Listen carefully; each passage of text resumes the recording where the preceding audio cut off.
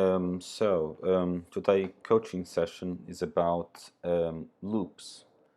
Loops are extremely useful in the IT industry because it allows us to loop through all sorts of objects and arrays, all sorts of data that in a very simple and comfortable way. A simple example would be, for example, if I had multiple football players or a list of people and I needed to access them, all of them, I would need to write one line of code per person I needed to access. And if you have 1,000, 100,000, a million records to go through, that would be impossible. So that's the reason why loops are so powerful and such a useful and exist in all programming languages. Dart is one of them as well. So void main is just a function that you need to write so that Dart knows that the start is the function that the language is going to start from. From here, we can define a variable called football, or maybe instead of football, it could be per people.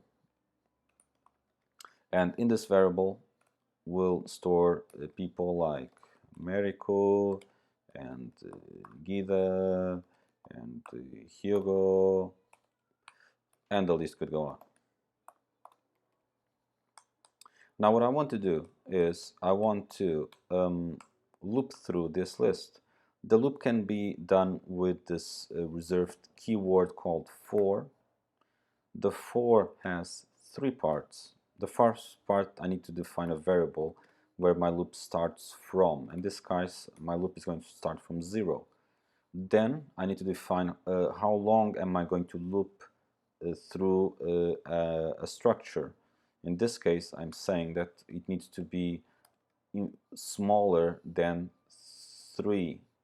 And finally, I just need to say that, okay, E++ defines, is saying that I'm going to loop one more time and one more time until I reach the condition that says that this that my loop shouldn't go beyond 3. And once I finally go into the loop, I actually want to print the variable itself, di, which is the number, the index to be more precise. And from here I can define that I want to go through people. And in people, I want to see every single element of it. I need, yeah, and I need another one there. Semicolons, important. And once that is done, I got the index that comes from this I. If I take it out, you won't see it anymore. There, it disappeared. I'll put it back.